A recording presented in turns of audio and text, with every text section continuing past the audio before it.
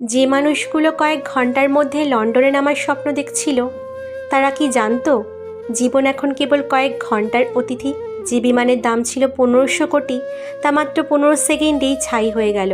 আর যারা স্বপ্ন দেখত অন্যের জীবন বাঁচানোর, তাদেরই মাথার ওপর অজান্তেই নেমে এলো মৃত্যুর নিমন্ত্রণ। এটা কোনো কাগজের বোর্ডিং পাস নয়, এটা প্রকৃতির বোর্ডিং পাস, যার জানা থাকে কার বিমান কোথায় নামবে।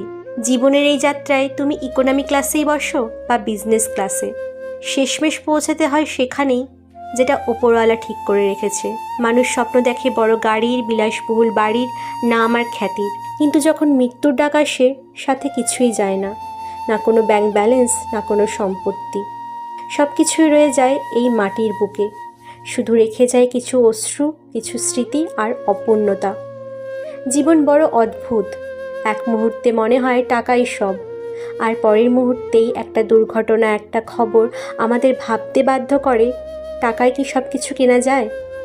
তাই একটু থেমে যাও, যাদের ভালোবাসো তাদের সময় দাও, যাদের ওপর রাগ তাদের ক্ষমা করো, আর যারা আজ পাশে আছে তাদের এমন আপন করে নাও যাতে যদি কাল কেউ চিরতরে চলে যায়, তোমার মনে না থাকে কোনো আফসোস যে সময় ছিল তবু দেওয়া হয়নি। জীবনের বোর্ডিং পাসের গন্তব্য আমরা ঠিক করি না, তাই যতক্ষণ আছি ভালোবাসো, সময় দাও, আর এমনভাবে বাঁচো যাতে একদিন মৃত্যুও বলুক তুমি সত্যি বেঁচে ছিলে।